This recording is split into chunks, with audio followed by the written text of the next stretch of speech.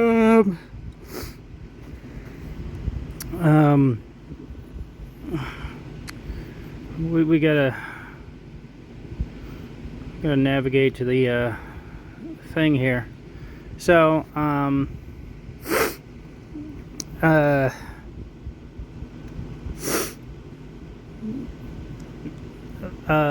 apologize for any like audio problems and stuff like that, but this is the best I can do on short notice.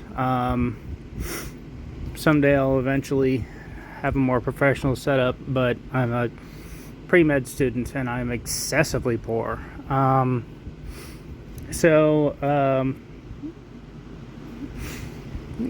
For background, nearly everything I do in a modern day is informed by my medical professionals. So I'll give you the viewer, the chance to go argue with them if you would like. Veterans Affairs, and a long time ago, Scott Air Force Base, whenever I was married to an active duty service member, and so I had TRICARE, and the Violence Prevention Center in Belleville, Illinois. You can go argue with them. So while this video is going to sort of,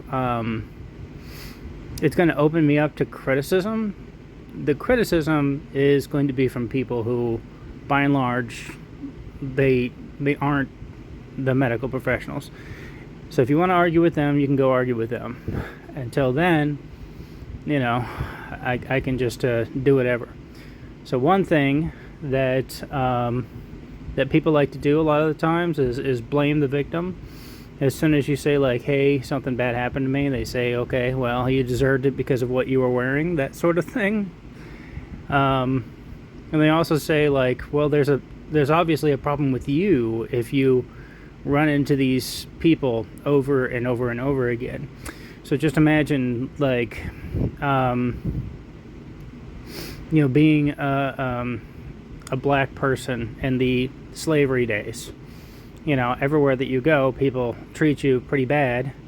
And then you're like, oh, why? And they're like, well, there must be something wrong with you.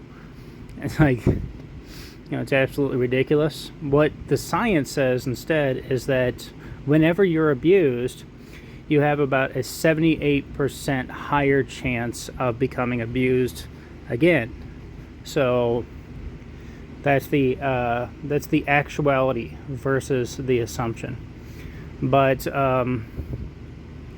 so whenever you come across people on the more severe side of narcissism again and again, that's sort of the natural order of things. They do some damage to you, and that damage gets picked up by other narcissists.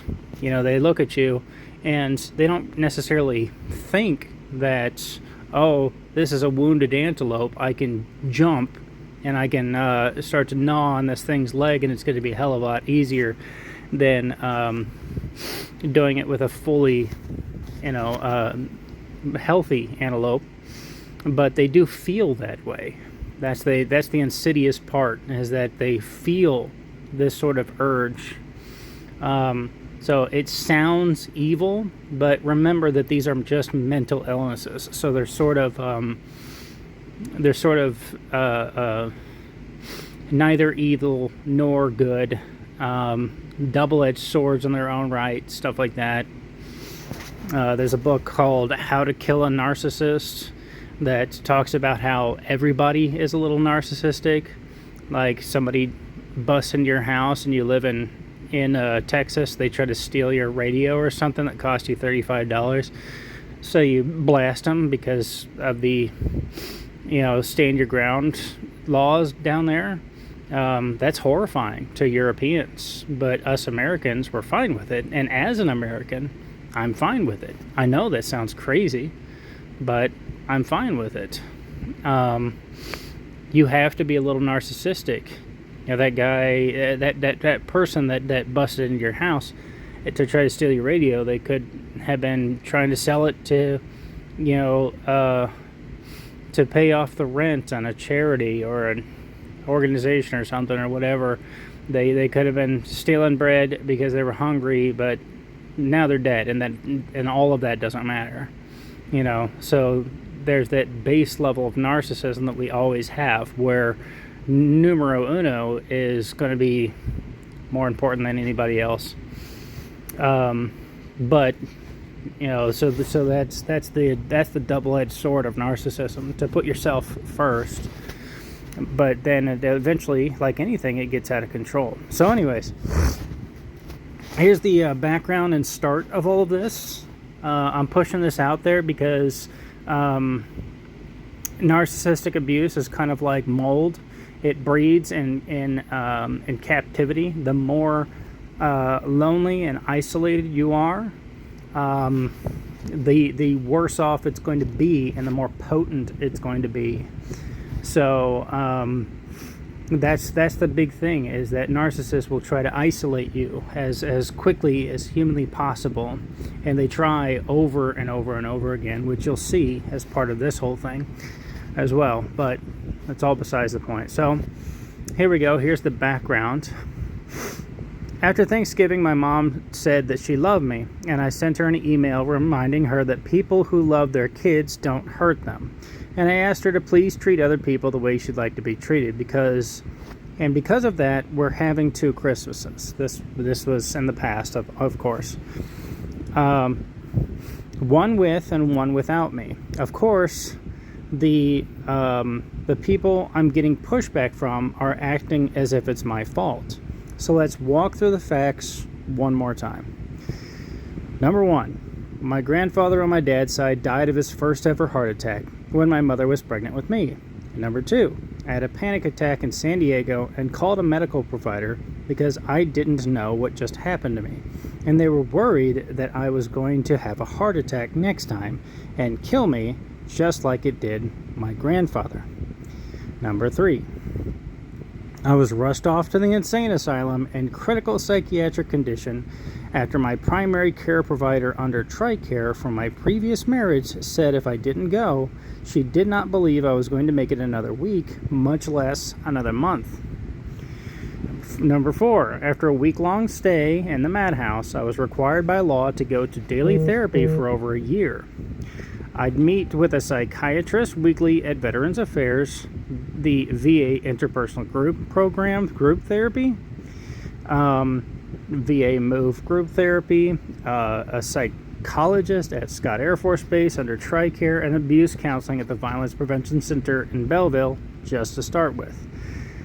Most of that time, I fought 4 out of 5 organizations because I thought the military was blaming my family for my illnesses to avoid paying me disability. When the abuse counselors echoed their sentiment unprompted as a disconnected civilian organization, that's when my ears perked up. At the end of the therapy, the solution was simple. When someone is showing abusive behavior, you ask them to treat them the way you'd like to be treated. If they refuse, cut contact. Simple as that. It's been 5 years since I went to the loony bin. Both my parents have refused to treat others the way that they'd like to be treated. They've both gone to jail since for, crimes. They'll insist they do treat other people that way until reminded of their crimes, then they attack again. After pointing out that they obviously don't know how to treat other people the way they'd like to be treated, I found several free therapists for them to try and offered to clean their house and even build a log cabin for them to stay in so that they won't have as much rent and can thus work less when they said that they were too busy for therapy. Instead of accepting any help, they cut contact. The abuse that I've suffered under these people put me in the hospital for over a year. I was on the road 5 hours a day minimum. I'm a veteran of Navy Active Duty, Navy Active Drilling Reserves, and Army Senior Reserve Officer Training Corps. I'm not Superman, and they're not kryptonite. The effects that they've had on me could have been on you instead. The difference between me and you is that I had the healthcare coverage to see my providers that often. You don't. Asking someone to stop doing crimes as the victim of crimes is not the bad thing. Doing crimes is. It's that simple. You only don't care because this happened to me. If it happened to you, you'd be livid. I check in with my healthcare providers weekly to see if I'm doing the right thing and they assure me that I am. If anyone needs any documentation of all this, I once again offer my full, unedited, non-redacted medical documentation about this. I've got it on Dropbox ready to go. I can email it to you, no problem. Several people have received it, and none have brought any counter evidence to state my providers were wrong, or my mom has special permission to break the law. My parents have been making excuses to not seek therapy and have been instead doing more crimes for over 5 years. I have all of the chat logs of me offering help and free therapists in their area if anyone needs that too. You're not the one bailing them out of prison, so you're not upset. You're not the victim, so you're not upset. Silence is violence. It's time to let as many people know as possible what precisely is being enabled. And I went ahead and, as part of that, I shared a little text from Reddit where someone was the outcast in their family, even though their sister had joined a terrorist organization. And that's because it's sort of what's happening here, right? My mother is an actual criminal. My father is an actual criminal. I'm not a criminal, but still, I'm getting treated this way. So it's an extreme example. A terrorist is not a criminal. A criminal is not a terrorist. But I'm emphasizing the point here. So forgive me. All of these just are not in order. But time for the new year. I had to send them something because whenever somebody cuts contact with you, that's a form of communication. So you're expected to communicate back, you know. Somebody has 2 Christmases, so the Facebook post was to let everybody else know what's going on. Let as many people as possible know what's going on. Shadows vanish in the light, you know. But this was specifically to them. My mother has me blocked on Facebook, and my father doesn't have a Facebook, as far as I know. So they didn't get the message for the Facebook post. Maybe somebody sent them the Facebook post. Maybe they got whatever. But to make sure that I'm responding to the communication that was put out, hey, I think it's unacceptable for you to ask me to stop doing crimes as the victim of crimes. Therefore, we're having 2 Christmases. To respond to that communication, I sent something directly to them. And I began sending the emails. That's the only way that I can contact my parents. Since my father doesn't have social media, he refuses to answer my calls or my text messages. And my mother is much the same. But she's blocked me from social media. So in order to communicate with them, the only way that I'm able to do it is through email. Of course, they could just block me from email as well. But for now, that's all that I've got. But I started to email them both simultaneously because they both have the same disorder. As far as I know, and as far as my medical providers have been able to guess, because they need to talk to these people face to face to diagnose them and everything, and they literally can't. Whenever it comes to the Veterans Affairs, my family are not, my family are not veterans. Well, at least my mom and my dad aren't. So they can't give them a proper diagnosis. But from what they've seen, they've the best guess is that at a bare minimum, both my mother and my father suffer from clinical level of narcissism. And so here we go. Here's the communication. Here's me responding after the 2 Christmases were over. Happy New Year to my wonderful abusive parents. I've redacted some some parts of this email for various reasons. One, for the email addresses, I've redacted those parts because whenever you put something out there, you always have the potential of starting a lynch mob, and they go after these people, and that doesn't help anybody. To have a bunch of people harassing my parents, that's not going to help anybody. It's not going to change their mind or anything or force them to go into therapy. And if they do, it's going to be because they're receiving harassment under a lynch mob. It's not going to be because of what they did. You know what I mean? So it's a different type of abuse to be under a lynch mob than it is to whatever else. But I'll talk about the redactments as they come along. Happy New Year to my wonderful abusive parents. You're receiving this message because my mother had 2 Christmases, one with and one without me. Why? Because of that last message. I know. Dad, I put his name there, but Dad is going to say, why would she do that? Most of that email was hostile to me, not her. And that is true. But the disease that you two share makes you both think it's okay to punish a disabled veteran for telling the truth and for giving you his medical records. Now that is, in the last email, I really let my dad have it. All of the different effects that he's had. Emailing these 2 people together is also... I'm attempting to create a sense of solidarity with them. While they're trying to isolate me, I'm actually trying to give them more avenues of success and tell them that they don't have to deal with this alone. That they can get into a former narcissist, support group and stuff like that, and see all the strategies that these former narcissists had to do to heal from all the years of abuse that they doled out to other people, stuff like that. But the last email that I sent them to, I really let my father have it. But that's besides the point. The correct actions here are obvious. Open and honest communication is recommended by every scientific, academic, medical, and lawmaking consensus, also known as the opposite of what you two are doing.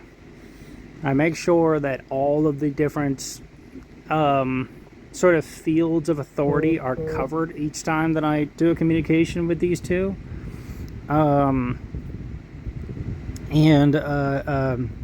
There's always the possibility that they can find a single scientist that agrees with them, some crackpot who's about to lose their sciencing license or something like that. So I make sure that it's the consensus that matters, Either way, so you both are adamant that other people should treat you like royalty, but abusing a disabled veteran until he nearly dies in the same way my father's father did. That's the redactment there, to protect the deceased. The same way that my grandfather on my father's side did before I was born is the right thing to do. Well, hold on. Okay, worry not. That was a spam call from Medicare and Medicaid.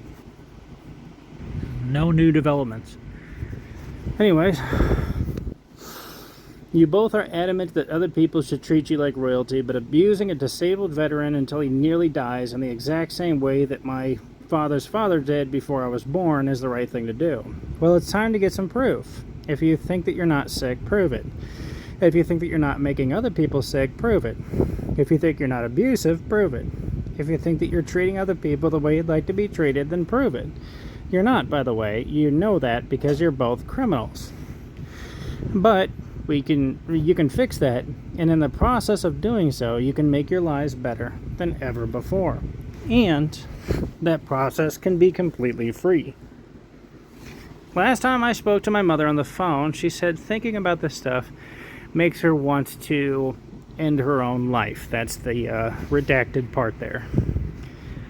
So I told her to go to the hospital. She refused. You both refuse, and you both refuse to say why you're refusing. How the process of killing me and hurting others makes you feel does not give you permission to kill me and hurt others. If you don't think I have a panic attack, I had a panic attack, call the psychiatric facility that I was in. If you think a panic attack can't turn into a heart attack, call a cardiologist. If you think that my father's father didn't die of his first ever heart attack, call the coroner's office. If you think you didn't cause my panic attack and aren't hurting others, call the doctors. You have their numbers. It's time to prove it. Then the argument will be over for good, and we can all live happily and healthy forever after. Veterans Affairs has given me access to a family counselor, and we can mediate through one for free if you would like. Just know that they're not the authority on whether or not you're sick. A SPECT scan can exonerate you there. A psychiatric facility can tell you my condition. A cardiologist can determine the effects that abuse has on the heart. The coroner can tell you the cause of my father's death, and a paternity test can tell you that I'm related to the guy and share his lack of heart health genetically. And the free abuse counselors can confirm what is and isn't abuse. And cops can tell you if you're treating other people the way you'd like to be treated by reading your criminal record to you. Now that last paragraph contained the SPECT scan. This is kind of sort of new science, but frankly it's been fought for probably about 60 years or something, maybe closer to like 40, but I don't know, I can't remember. Dr. Daniel Amen has a couple of TED Talks about his fight for the inclusion of SPECT scan research. A SPECT scan is whenever a doctor injects you with radioactive sugar. It's very mild. It's kind of like, it's less radioactivity than a banana, from what I remember. Then they just, do a brain scan, and they see where the blood goes in your brain, and where it doesn't. And by looking at that picture, they can tell you what mental illnesses that you have or don't have. The Amen clinics around the country, I believe even around the world, has been pushing this as a science for quite some time, and he's been getting pushed back by a lot of people because it's just easier. It's more profitable to keep giving people random medications, throwing things at a board to see what sticks, than it is to look at the affected organ for mental illness. But I believe in it. More and more people believe in it. Now TRICARE will pay for a SPECT scan, and there's a lot of other people and places and things that will pay for a SPECT scan and the like. And it's getting more and more vogue. More and more people are getting that SPECT scan thing. More and more people are getting these, and it's gaining more and more efficacy every single day. But should it come fully into vogue, it's basically like an X-ray. It's definitive proof that you have a broken bone inside your body for an X-ray, right? Even if you can't see the bone on the outside of the body. And so a SPECT scan is the same way, a brain scan to definitively state whether or not you're mentally ill and with what mental illnesses. So it is something that I recommend to a lot of people. A lot of people can't afford it, but it is a definitive way to show whether or not you're mentally ill and with what illnesses, what things might be holding you back in life. Either way, okay. Next paragraph. My father is under the impression that he isn't a criminal because we never called the cops on him for stealing $250,000 of child support from my mother over the course of half my life, putting us both in a position where we'd be much more likely to suffer abuse of many different types. which science about single-parent households prove. We both suffered from those types of abuse as a direct result. He walks around with the assumption that if he stabs someone to death and no one calls the cops, then he didn't actually break the law. This is, of course, blatantly and obviously incorrect. It also disregards people who feel guilty about their crimes and turn themselves in. Surprise, surprise, my father refuses to take responsibility for his actions, and man, is he getting really, really good at that. So, if you look up 18 years of child support in the state of Illinois, where I was born and raised, you'll find that it is worth roughly $250,000. So, obviously, that's something that my father did, and obviously, that can affect you for the rest of your life. As you might know, if you were $250,000 in debt and had to raise a child, then obviously that's going to affect you, right? That's kind of a no-brainer there. But that's what my father did. My father ran away and never paid child support. And then he sort of exonerates himself from not feeling guilt and turning himself in, these sorts of things. Either way. Below are 3 recordings, as well as a YouTube link to a former psychiatrist who explains in scientific terms that this whole avoiding thinking about your actions thing that you guys do is literally the problem. And it's all you have to do, it's all you have to stop doing to start treating others the way you'd like to be treated, which is, again, the only thing that I've ever asked of you. If doing so makes you begin contemplating ending your own life, please report to the nearest free clinic so that this new practice does not cause you financial or physical harm. This is the only thing I've ever requested from these 2 people because, of course, it's like I said in my Facebook post, that's the key. Treating other people the way you'd like to be treated. It prevents crimes. It prevents abuse. It prevents all these things. And of course, it doesn't cost the person who's doing it anything. And it also helps them. It's a practice that between 2 people you can get better together.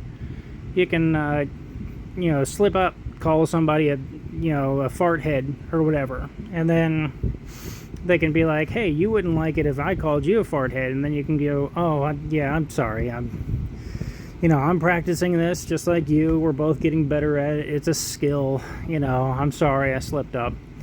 It's that sort of thing. It doesn't hurt anybody. And it helps everyone. And it's the only thing that I asked. So that sort of, that gets rid of all these arguments of what is and isn't abuse, whether or not that they want to listen to the abuse counselors and the scientists and doctors and such. It gets rid of all of those arguments, and it just focuses on the here and now. So, P.S. I refer to myself here as a disabled veteran as I've been upgraded in my disabled veteran status. It only took me 13 years to get this upgrade. They didn't pay me back for those 13 years either, so I'm not rich yet. Protect and serve, right? Not a day goes by that I don't wish I had died in the military, because at least, hopefully, you two would be happy with me then. These people are unpleasable. I'm a veteran of 2 different military branches with 2 degrees so far. I stay in school, I don't do drugs, I have a clean criminal record, and these people are treating me this way. If I say that love doesn't mean harm, then we have 2 Christmases. My father avoids talking to me for years at a time. All of these things, like, this is the way that these people treat me. And so that's honest. I know that is heavy-handed, but it's honest. Each time that I have to communicate with these people, it brings back a lot of feelings back from my childhood and everything. And it makes me think that the whole world would be better off without me. Now, you might disagree, but who the hell are you? I don't know you. Maybe I know you, but we're not close, something like that. The opinion of the people that are closest to you are, of course, the most important to you. So whenever you've got both of your parents that you cannot please no matter what you do, then of course that's going to affect you. How would you feel if you could not please your parents no matter what you did? And you were a veteran of 2 military branches, and you had 2 degrees, and you had no criminal record, and you stay in school, and you don't do drugs, and you're in pre-med, and all this other kind of stuff. Like, it's impossible to please these people, right? PSS, I had this whole idea to try to speak your language, since nothing gets through your thick skulls, and no amount of evidence is enough for you two to stop killing your son. So I'm just throwing stuff at the wall to see what sticks now. Reminder that you're in this together, and you can help each other through this. Once you get into narcissistic group therapy, you can get surrounded by friends and see how their family treats them and how they've dealt with it in all stages of their recovery. As for your language here's a quote from Mom.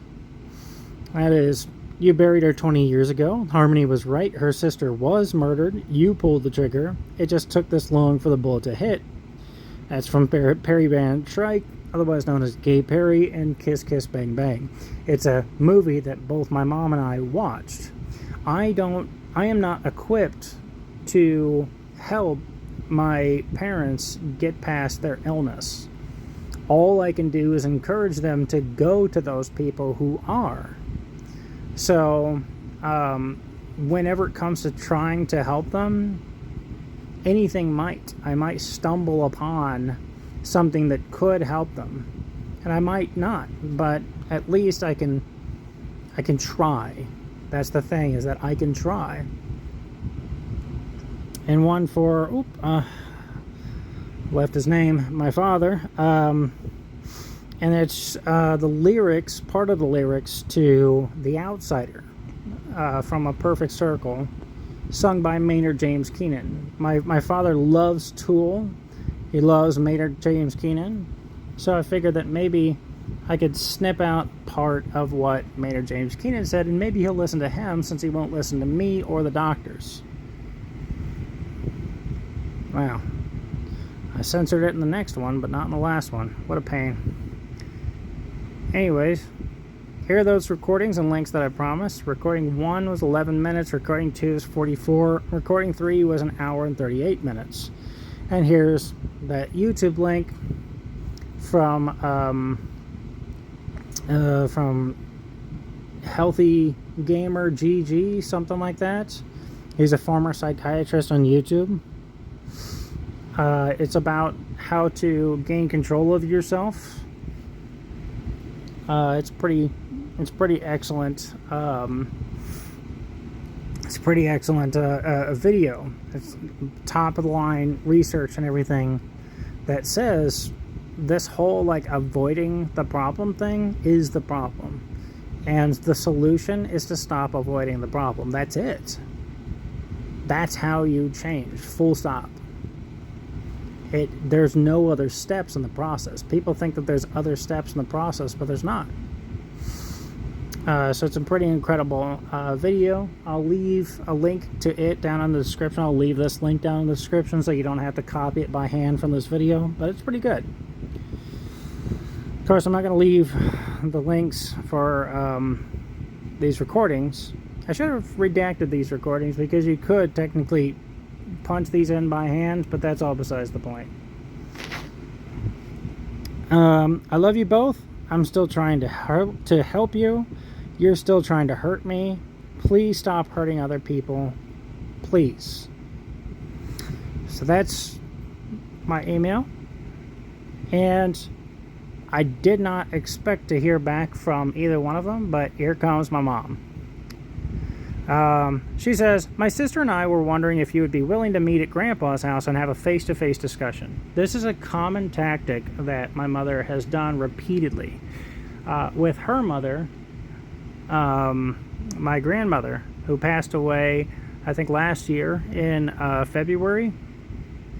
With her mother, one of the things that she did was she went and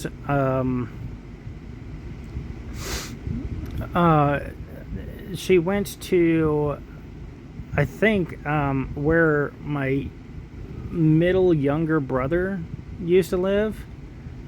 And this was a couple of years ago. Took her sister, and they both took her sister's dog to try to pressure my grandmother into giving her that house. And the entire time that she was talking to them, my mom was allowing her sister's dog to attack my grandmother this entire time. It was a traumatic experience from her. She had to go to counseling afterwards. But she did it again. Shortly before my grandmother's passing, she was trying to take her away from her husband, my grandfather, and trying to take her away from her husband to write a living will about where her assets are going to go. It's a very common tactic. Like I said, it's all about isolating someone and then ganging up on them. Get somebody who agrees to agree with everything that you say, some sort of yes man, isolate and attack. It's a very, very common narcissistic tactic. So I responded to this, and I said, sure, we can do that as long as the VA family counselor is present, to get that impartial person to mediate between us three or us two, and then that way she's not just using a bunch of narcissistic strategies in person where she excels. She does not excel at the art of gaining any sort of evidence for anything that she claims. But she certainly excels at being in person and manipulating somebody face to face. That's where her strengths lie. And it's the same thing with my father. It's where his strengths lie.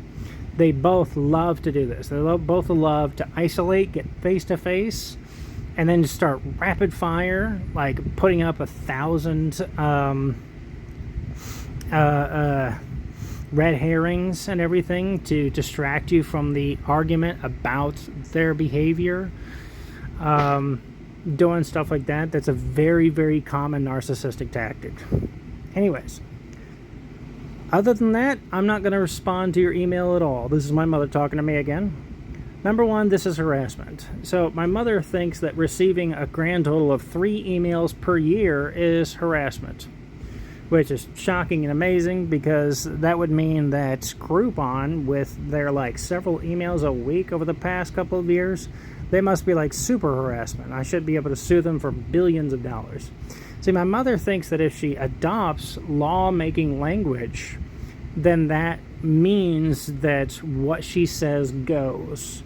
But it doesn't. I was military police. I know what harassment is. I know when you can and can't make a case for it. And even then, I would have just, shoved it up the ladder. I would have said, hey, this person is claiming a harassment case, and I'd give it to the higher-ups, and they decide whether or not it's harassment. But she refuses to do all of this. She just wants to declare something one way and then have it be that way. But the law-making peoples out there, they're the ones that make this decision. So, my response to number 1. Sending an occasional email is not harassment. You can call the cops for harassment. You can block an email. If you think you're being harassed, call the cops. All right, number 2.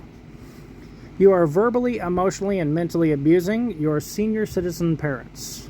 I don't remember what senior citizen the actual definition is, but my parents are both above the age of 50, but they're not retirement age yet. So I'm not sure if she fits that definition, but either way. She also believes that if she says something is an abuse, it is abuse. If she adopts a medical language, then maybe she'll be taken more seriously. But it's the abuse counselors of the world that decide what is and isn't abuse, and what those abuse effects are on the body. It's a scientifically driven process. It's not just you say something and it's abuse. You do something and it's abuse. It's not something that a person decides. It's something that a specialist gets paid to decide. So, My response to number 2. It is not abuse to ask you to please treat other people the way you'd like to be treated. If you feel as if you're being abused, you can receive free counseling at the Violence Prevention Center in Belleville, Illinois, or any other abuse counseling center.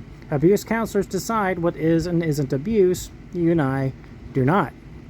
Number 3, your life is no longer affected by your father and I. You are a grown man. The last 20 years have been your choices, not mine or your father's. Whenever I go back 20 years ago, that would put me at age 16. I'm 36. So this is also blatantly incorrect. But I'm not going to attack her over a lapse in mathematics, right? That's just, it's mean and pointless, right? So, response to number 3. Our lives can be affected by other people past the age of 18. If you believe my doctors are wrong about your behavior affecting others, please call them and let them know. They will need some proof, of course. Also, you've been repeatedly excusing your own actions based on your upbringing. If you can be affected by your childhood, so can I. We're both human beings. The difference is your parents stopped abusing you after you left the home. You didn't do the same for me or for anybody. So number 4, from my mother. I'm allowed, and your father is allowed, to make our own choices, including counseling. My response to number 4.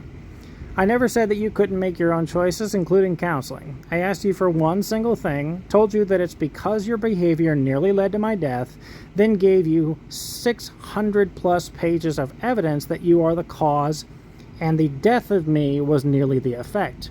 You have the doctor's contact information if you believe that they are incorrect. This is noting that I gave them my full, unedited doctor's records, my medical records, both my mother and my father. They have full access to this. They have the proof that they nearly murdered their son, and they both do not care. That's whenever narcissism becomes clinical narcissism. Whenever you don't care whether or not one of your children dies, that's whenever a narcissism becomes clinical in nature and requires medical intervention to solve, right? So anyways, number 5 from my mother. My children are no longer children. They are all grown over 18, and they're also allowed to make their own choices. My response. I never said that they weren't allowed to make their own choices, but abuse does not stop affecting you once the sun makes 18 revolutions around the earth while you're outside the womb. If you think it does, then talk to the abuse counselors and tell them that they are wrong. They might need proof, however. Number 6 from my mother. You left for the Navy in 2007. You've been in charge of your life since that moment. My mother regularly blames her parents for stuff that happens past 18, by the way. I was 19 whenever I joined the Navy active duty, but that's besides the point. My response? Correct. However, your abusive behavior still affects other people even after they turn 18. You have access to the medical professionals if you believe that they are wrong in this regard. You may have to prove it to them, however. So that was number 6.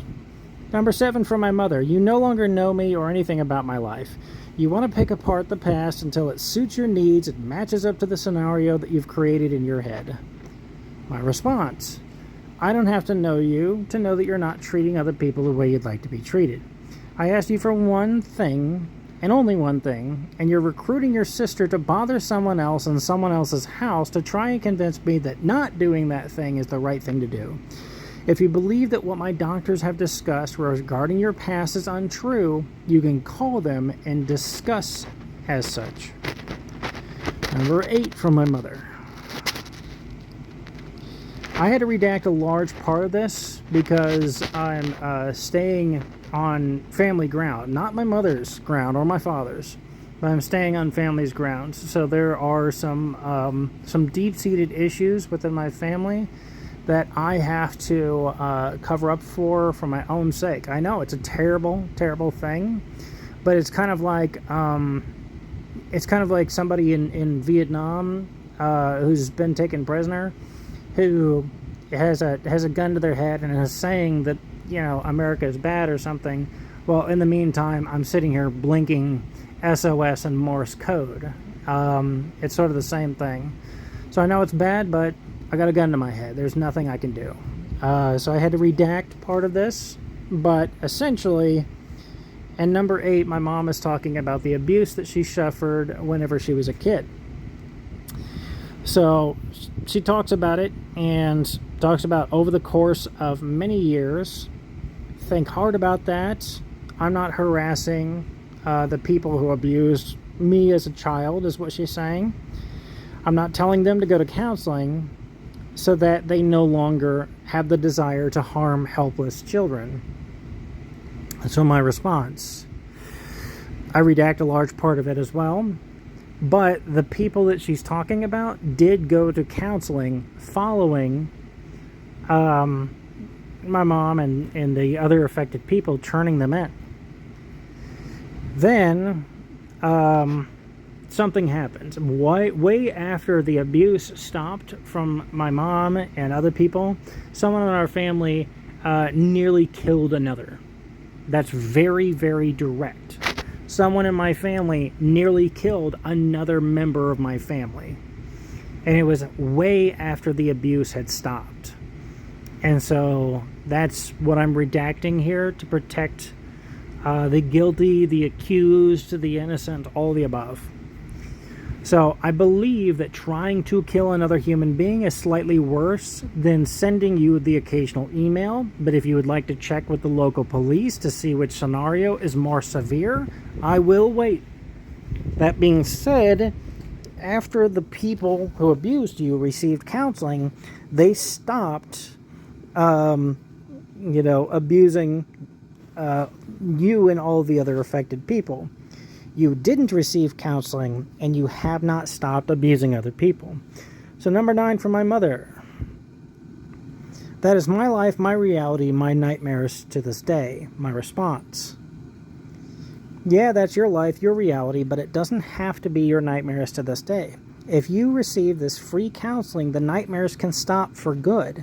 Some counseling can literally be over text and email. You're already doing the counseling part. You're just not doing it with a counselor. You're forcing everyone to act as a counselor, but no one doing so is being paid as a counselor. They're just doing that labor for free because you refuse to go to counseling. Why do you keep hurting other people this way? If you feel that you are not hurting others this way, prove it. Call the doctors and abuse counselors and tell them that they are wrong. Bring proof. That's true, These people who refuse to receive counseling, they go and they talk to other human beings. And counseling is just talking to other human beings who happen to have a master's degree in psychology and are working as a counselor. That's all it is. So she's currently talking to me over text and email. And that's literally what they do on BetterHelp, I believe, is text and email. But there's also free versions of that where you can receive counseling over text and email. So she's doing the counseling part. She's just not doing it with a counselor. So anybody that she's doing this with is being forced to act like a counselor, to do all the counselor's labor, but for free. And that's what happens with these people. Over and over again, they force other human beings to do things that they don't want to do because they don't want to do something. There's a couch that needs moved, but they're enslaving other human beings to move that couch, metaphorically, instead of just, picking up one end of the couch, And whenever they enslave a single human being to move a couch, that person can be paralyzed in the attempt to move the couch by themselves, because it can be so awkward and unwieldy and everything. And that's part of the problem. They're not picking up their end of the couch. It's a huge problem that has scientific data behind it and everything. You can see for example, the book The Second Shift. That's one thing about free labor. In studies about emotional labor and stuff like that. All of these are good resources. So anyways, Number 10 from my mother. All this counseling that you've had has not made you happy or carefree. This is an assumption that my mother has made. She doesn't have a shred of evidence for this assumption. I do. It's kind of strange to have evidence to the contrary whenever it comes to your mood, but I actually do, you know. So my response to that, this counseling has made me happier than I've ever been in my life. My grades have improved, my blood pressure has improved, my pain has gone away. You can literally see the progress on how many cares I have, how much anxiety that I've had, how much pain I've had, my blood pressure going down gradually, my grades improving over the course of my medical documentation, as the nurse took those measurements with each doctor's visits. In the documentation involving Scott Air Force Base in particular, you can watch the amount of anxiety go down over time on a scale of 1 to 10. If you believe that my therapy did not work for me, call the doctors and tell them that they are wrong. Bring proof. If you think it won't work for you, it's time to prove it. Number 11 for my mother. Yes, I will continue to skip out on family gatherings to avoid you because of your drama. I have had enough of my own things to deal with without the added dramatic ramblings of an overgrown, petulant child. And that's the thing. You ask somebody to please treat you the way that you'd like to be treated, because you nearly died because they didn't treat you the way you'd like to be treated, and they call you a petulant child. You ask for one single thing from your parents, that's one thing too much. Because you died, fuck you. Die instead of getting whatever the hell you want. I know it's going to be free for me to give that to you, but fuck you anyway. Die. That's the point of view from my parents. These are the lovely people that I get to deal with, ladies and gentlemen. And this is not uncommon. The entire thing about my interpersonal skills group and Veterans Affairs was basically like, yes, veterans are very commonly abused. They mostly deal with not so lovely people. So this is not unusual at all. This is the experience for too many veterans to count. Anyways, my response: it's drama to ask you to please treat other people how you'd like to be treated because I nearly died because you refused to do so. I'm super sorry that my near-death experience has affected you so much. The near-death experience that she caused, by the way. Did you know that counseling can help you get over such grief? It's free. You're doing it now, just not with a counselor. Number 12 for my mom. If you truly want to get past your past, you need to stop hanging out there, wallowing in your own drama, and focus on your own healthy future. My future's short. My mom died at 71, my dad at 78. I'm lucky to have 20 years at best. My response to this: I'm focusing on my own healthy future. I'm actually receiving counseling. You are the one who's not doing that.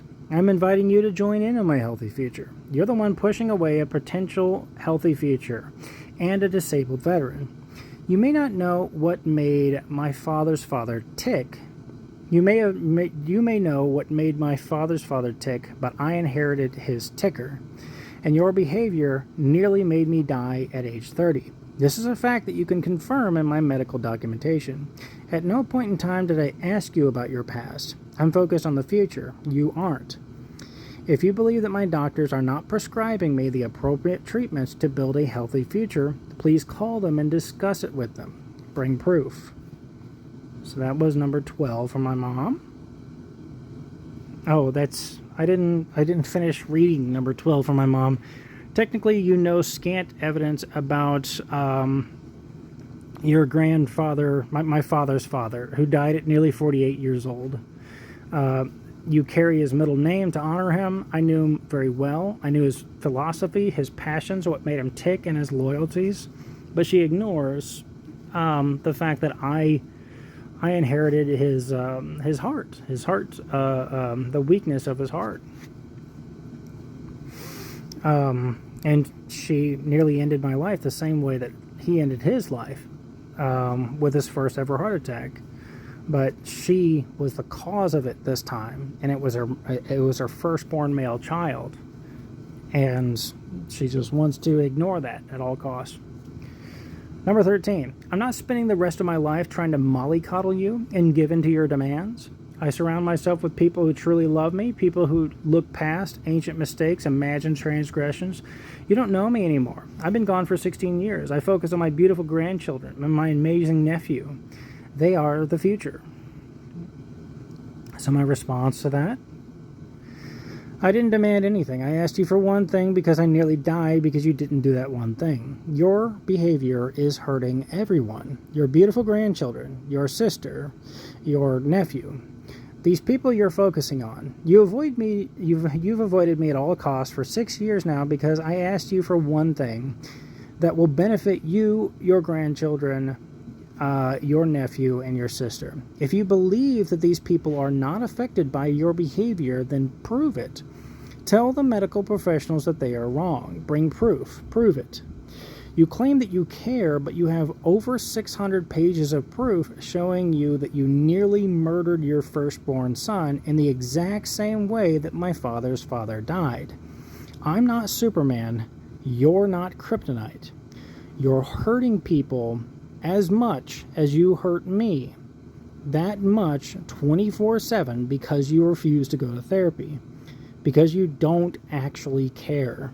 Your oldest son showed you proof that you almost killed him, and you said, and I quote, "I don't care what the doctors say." You admitted out loud that you do not care if I live or die. No one, not your mom, your dad, no one on earth has ever done that to you. And that's true. Nobody's ever done that to her. Well, as far as I know. I mean, she's been in relationships before, so I'm sure. And she's been a manager for a lot of stores. I'm sure that some customers have come in and, like, you know, hurled some abuse at her. Maybe she got in traffic and somebody told her some very colorful language. So I don't know that for certain, but I do know that this is not the way that her parents treated her. She got the treatment from her parents, and she said the buck stops here, and then started abusing her kids. It's crazy, and I don't know why, and she won't tell me why. Number 14 from my mother. You sling mud and accusations at your father and I, blaming your life on others. You literally, to my face, called me a hypocrite at a holiday. I'm not sticking around for more verbal abuse. Thanks, but no thanks. So, my response.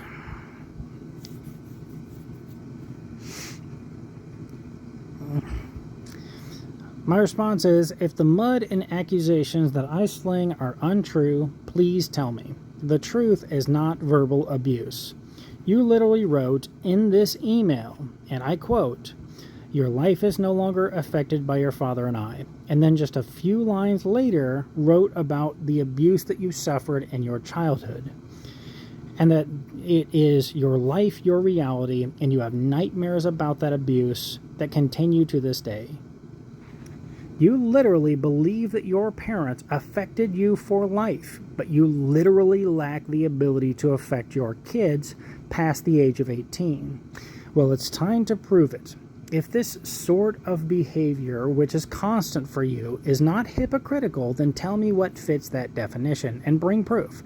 The Merriam-Webster dictionary is free online. The truth is not verbal harassment. The sky is blue. I'm 5'9". I'm typing this on a Chromebook. These facts are not harassment. Go to the cops and they will tell you what harassment is. I should remind you that I was military police myself. So again, my mom just thinks that if she uses her private definitions of words, then they'll just mean whatever she says that they mean, which is not the truth. Finally, the last point from my mother, point 15. Your father and I have changed. We don't have a time machine to go back and fix your past and create a perfect world for you. People change, or else I'd be at my parents' house harassing them and trying to force them to fix my life. He's been a much better person from my childhood, after my childhood. Do you know why? Because he changed. You're absolutely exhausting, mentally and emotionally. So I asked her for one thing, that's exhausting mentally and emotionally. Asking one thing, that's one thing too much. From a veteran to military branches is one thing too much. I ask anything at all these people, it's mentally and emotionally exhausting for them to receive that request. That's their view on life. So, my response. I never asked either of you to change the past. I asked you for one single thing, and the mere request is apparently mentally and emotionally exhausting. Why is it that I can do pre-med, attend therapy, build a cabin, help out on the farm, take care of a cat for over 10 years, take care of my aunt's cats, rehabilitated an unlivable structure, navigate a divorce without a lawyer, talk to you, drive both of my cousins around, deal with your abuse, and do all of this with none of the resources that you have or even running water? But you can't do one single thing I ask of you, even though the absence of said thing nearly ended my life. And I still reach out to help you. If life is too difficult, counselors can help. You're literally already doing the counseling part. You're just not doing it with a counselor. You're hurting other people to the point where some of them, no matter how tough, nearly died as a result of your ongoing abuse, which you continue to this day. Why are you so intent on hurting others? What did your grandchildren, who you claim to care about, ever do to you? Why do you hate us all so much that you insist on hurting us this much constantly, just to avoid communicating with a counselor for free? Again, if you feel like you are not currently hurting people, then prove it. Tell the doctors and abuse counselors that they are wrong. Tell them my blood pressure going down over time as a sign of malfunctioning equipment in the Veterans Affairs and Scott Air Force Base and at the Violence Prevention Center in Belleville, and bring proof. You could save lives by fixing this problem, so get to it. It could be the most important thing that you'll ever do, if it's true, of course, and you can prove it. So my mother wants to live in a world where I'm complaining about my childhood. I'm not complaining about her current behavior. That's the world that she wants to live in, and she's trying to force me to live in this world too. But that's another manipulation tactic by narcissists, using private definitions of words, living in a world that doesn't match reality, trying to force you to do it too. These are all tactics of abusive people. And if you don't think that they are, again, Violence Prevention Center in Belleville, Illinois offers free abuse counseling. You can get it straight from the source. This is abuse. This is what it does to your body. This is what it does to your mind. It can kill you, all of these sorts of things. So yes, this is another abuse tactic. Her clinical level narcissism is not allowing her to believe that her actions have consequences. So she's inventing a world where it cannot be true. And she's ignoring any evidence to the contrary.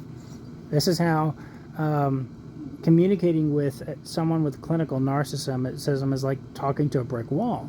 And that's part of what makes it clinical. They require medical intervention to start to reverse this level of thinking.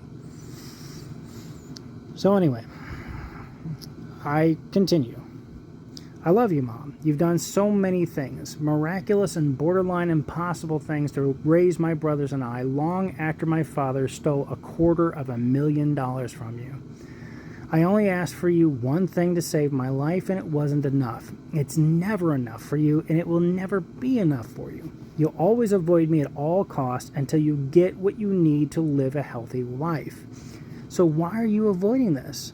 I want you to live a long and healthy life, and you'd rather have a life without me entirely. What did I do to deserve this? I forgot to censor a name. Shit. So what did Atlas, what did your nephew do to deserve this? What did your grandchildren do to deserve this? They deserve a healthy you. You deserve a healthy you. But you keep acting like I'm attacking you, all while I'm just doing what the doctors are telling me to do. Now, this next part is a little heavy-handed, but frankly, it was 1 o'clock in the morning or so. Well, it was nearly 1 o'clock in the morning, as you can see below, whenever I received these emails and I responded to them. And, frankly, it's emotionally affecting, I am affected by these things. I'm a human being. I have feelings and emotions and stuff. I did not have them plucked out like in RoboCop or something. So this is how I genuinely feel. And I was firing these things off of the cuff. I was firing them from the hip. And this is how I feel. So even though it's admittedly heavy-handed, it is the way that I felt. So I said, I'm reminded of Dave Peltzer when his mom was trying to get him to climb up on the stove with all 4 burners on and a child called It. He told her that he loved her, and she told him that he was a bad boy and that he deserved to burn to death. What did that little boy do? What did I do? You told me about this book. Tell me why you treat all of us this way, please. Please just stop hurting other people. I love you, even though you think I'm a bad boy. I don't have any running water. I shit in a bucket. I'm in hell. I'm burning. Does that finally make you happy? Will you ever be happy with me? And the obvious answer is no, by the way. That's part of narcissism. There's, according to a lot of the materials that I have absorbed about narcissism, there's a deep-seated insecurity that is projected out on all other people that's intrinsic to the disease. So, whenever I ask that question, the obvious answer is no. And the whole shit in a bucket thing, it's true. I don't have any running water where I currently live on family land. And I use a composting toilet. A composting toilet is a bucket.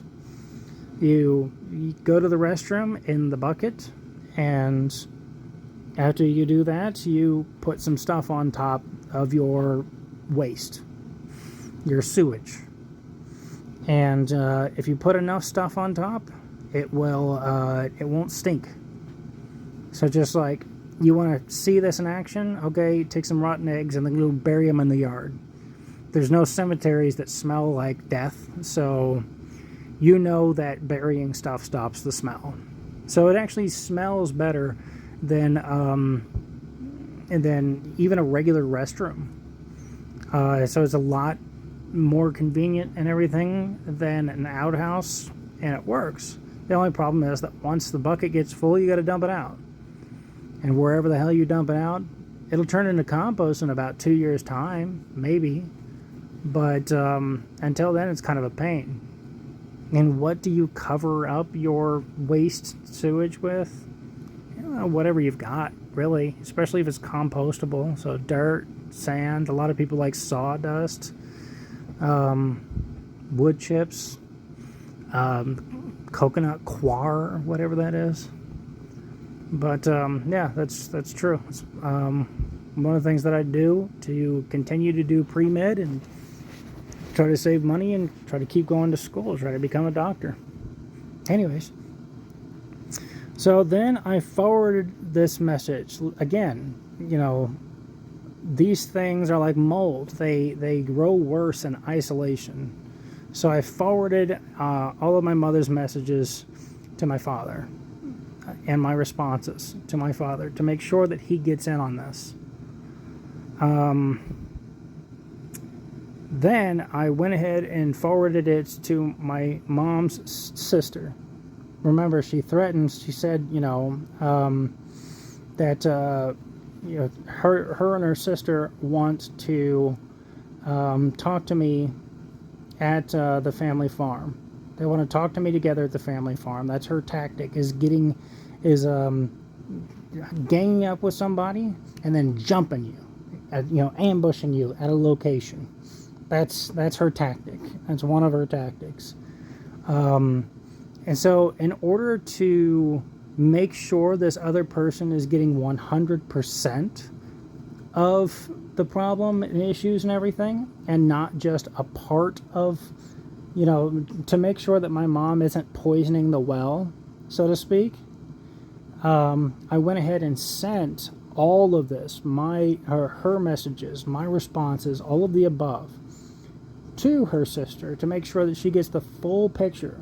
So if she gets the full picture and then still decides to back up my mom and jump me with my mom, then that's her decision. But at least she'll have the full picture. She won't have a partial picture when my mom, cuts out these parts of the messages and tells her sister that I said this and I said that, so whenever I didn't say this or that sort of stuff. So I forwarded all of this unedited stuff to her sister so she gets the full picture before she begins backing up my mom, and then goes and tries to begin a verbal assault at someone else's house. And I said, did you know that you've been recruited for this? 3 emails a year apparently equals harassment. That wasn't the definition whenever I was military police, but maybe some cops that agree, because if so, I can probably sue the shit out of Jamba Juice for all their emails over these years.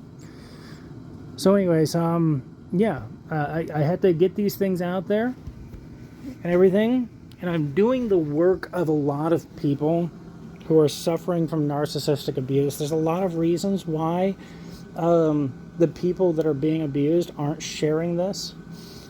They think it's one of the things is people think it's trashy to share family drama on social media, stuff like that. There are policies against this type of stuff in YouTube. That's why I'm trying to protect the identities of these people, because otherwise it can be considered bullying. That's what happens to Buds 131, who would call out a bunch of people committing stolen valor, which is a crime. And still, just because he was covering these people on his YouTube channel, YouTube banned him. He was a former SEAL Team 2 member. So he is a former Navy SEAL, senior chief. And still, YouTube banned his channel. So there's a lot of reasons why us victims don't share this stuff. Besides the fact that, of course, on top of everything else, whenever you share this stuff, you open yourself up to harassment by a lot of different people who want to take their side. And there's also the possibility that the person that you're being harassed by has a large following that can go attack you on social media as well. So you've seen this sort of thing whenever I was talking about my ex-wife before. You've seen this sort of thing with Pro Jared and his ex-wife. So you've seen these sorts of things before. But usually they come from abuse counselors that can very seldom talk about certain people instead of the victims themselves. So I'm just trying to get it out here. Like, these are some of the ways that a clinical level narcissist can attempt to manipulate you. And of course, it's very, very common for veterans to be abused by these people. Very common. Anyways, that's it. Thanks for watching and everything. Get this out to as many people as humanly possible. And then hopefully also the sharing of these resources and everything can get other narcissistic abuse survivors to the proper resources that they need to live a happy, healthy life and no longer be affected by these narcissistic abuse and the consequences and everything. So hopefully I can get all this out there. But I'll be trying to do a series of these, really digging down into the nitty-gritty of a lot of the different narcissistic people that I've run into in my life. Speaking of, whenever I sent out the email to my father shortly afterwards, his abusive wife went ahead and contacted me. So we'll cover her deeds at a later time. And but suffice to say, she let my father live a night in jail after she threw shit at him, which is assault, believe it or not, because you can throw something at somebody that's large enough to kill them. So I know that it sounds ridiculous whenever you're like chucking household objects at somebody, a lamp, or I don't know, a lamp shade, whatever. But that's how the cops refer to it. It's assault. Whenever you do that, it's assault. Anyways, yeah, like I said, thanks for watching, and talk to you later.